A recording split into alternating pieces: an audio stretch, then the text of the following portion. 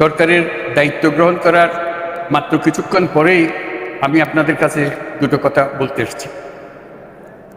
আজ দ্বিতীয়বার যারা স্বাধীনতার স্বাদ আমাদের সকলের জন্য সম্ভব করল, সেই বৈষম্য বিরোধী ছাত্র আন্দোলনের শহীদ ছাত্র জনতা এবং এতে আহত অসংখ্য আন্দোলনকারীকে স্মরণের মাধ্যমেই দেশবাসীকে আমি কিছু কথা বলতে চাই।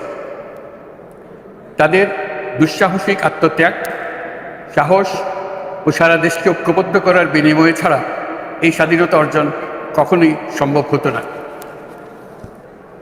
সেই সঙ্গে তাদের সেই মুক্তির আকুতিগুলো উপলব্ধি করে সেনা, নৌ এবং বিমান বাহিনীর যে অকুতোভয় সদস্যরা দেশের মানুষের পাশে এসে দাঁড়িয়ে এই বিজয়কে ত্বরান্বিত করেছেন, তাদের প্রতিও জানায় জাতির পরম কৃতজ্ঞতা ও অভিনন্দন।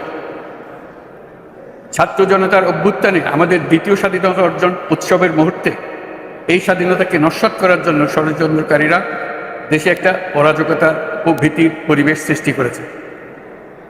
অরাজকতা আমাদের শত্রু, একে দ্রুত পরাজিত করতে হবে। এই মুহূর্তে সরকারের প্রথম কর্তব্য হিসেবে আমরা এই ষড়যন্ত্রকারীদের কঠিন হাতে দমন করব। স্বাধীনতার মুক্ত বাতাস যেন প্রত্যেকে বুক ভরে নিতে পারে, এই নিশ্চয়তা দানেই আমাদের সরকারের প্রথম পরিশ্রম। এই ব্যাপারে দেশবাসীর সহযোগিতা কামনা করছি। দ্বিতীয় স্বাধীনতার এই মিলন মেলা থেকে বাদ যাবে না যারা আমাদের শান্তি শৃঙ্খলা রক্ষাকারী প্রতিষ্ঠানগুলো, নৌ, সেনা, বিমান বাহিনী, বর্ডার গার্ড, পুলিশ, আনসার, গ্রাম প্রতিরক্ষা, কোস্টগার্ড, কেউ বাদ যাবে না।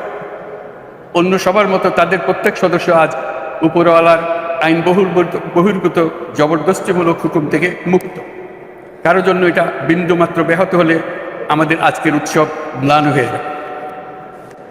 প্রচণ্ড নিষ্ঠুর পতিত স্বৈরাচারী সরকার এসব প্রতিষ্ঠানকে দিয়ে ক্ষমতা কুক্ষিগত করে রেখেছিল।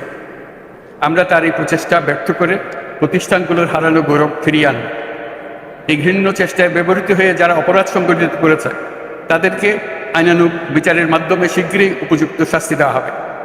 একই কথা দেশের সকল মন্ত্রণালয়, সংস্থা, শিক্ষা প্রতিষ্ঠান, নানা কর্মক্ষেত্রের জন্য প্রযোজ্য। সর্বত্র অপরাধের বিচার হবে। আজ প্রত্যেকটি প্রতিষ্ঠান ও তার সদস্যরা নিজ নিজ কর্তব্য পালন করার মাধ্যমে দ্বিতীয় স্বাধীনতাকে উপভোগ করবেন, দেশকে গৌরবের শীর্ষে নিয়ে যাবেন এবং দেশবাসীকে এবং জগৎবাসীকে উপভোগ করার সুযোগ করে দেবেন।